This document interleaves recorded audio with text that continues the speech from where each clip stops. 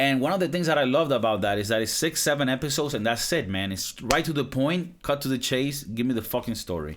The Queen's Gambit, the same thing, man. 7 episodes and this shit is fire, man. It's fucking amazing. And what I loved about it, you know, it has to do with this girl. She's an orphan and she learns how to play chess with the janitor of the orphanage.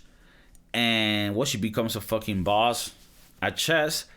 And, you know, she goes through like the different competitions, beating the different people. She plays against a Russian that's, you know, it sort of parallels Bobby Fischer's encounter with the Russian guy. I don't remember the guy's name at the moment. I should know it. But, you know, if you look for a Russian, you know, best Russian chess player, you're going to see the name. And pretty much it's about like the story of a hero, right? Of someone that comes from the bottom and now he's here, started from the bottom, now the whole thing fucking here. She does that playing chess. And it was set in the like 1960s. So, you know, back then women were even more disadvantaged. Well, I wouldn't say more disadvantaged. I don't necessarily think women today in first world countries have a disadvantage. But back then it was a different story, right? And the part that I love the most about this series, and this is coming from someone that's always weary about some political agenda being pushed on you, like with LGBT or, you know, racial stuff. Like whenever something's being pushed to just like force diversity or like force a specific agenda politically, I fucking reject it right away.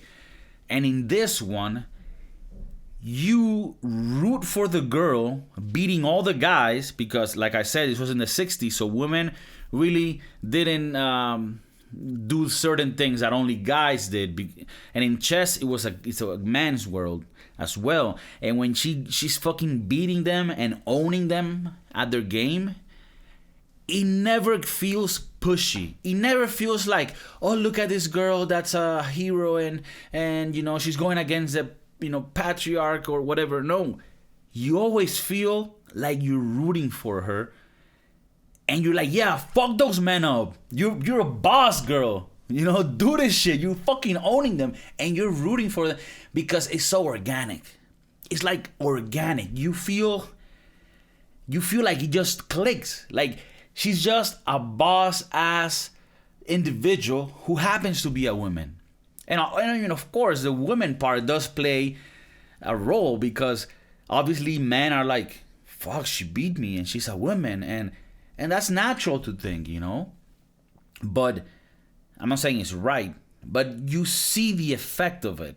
And the most beautiful part of it is that the men don't cut her any slack, right? They're like, no, I'm going to... Actually, because she was a girl, you almost feel like the man wanted to destroy her, right? But when she would beat the individuals, they would respect the shit out of her and like let her know and acknowledge what a boss she's being.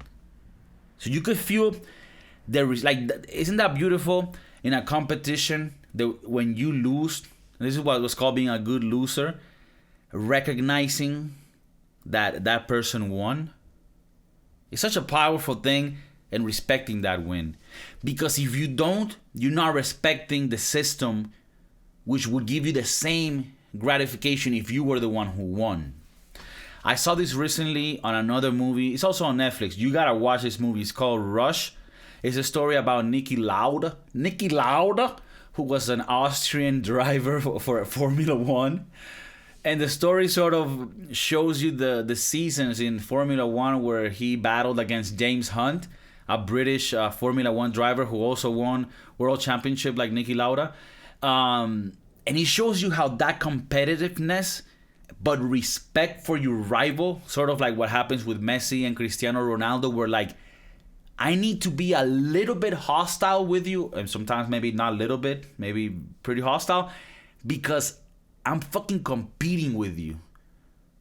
But when the match is over and shit, maybe then they're not hugging, but they recognize each other's fierce competitiveness.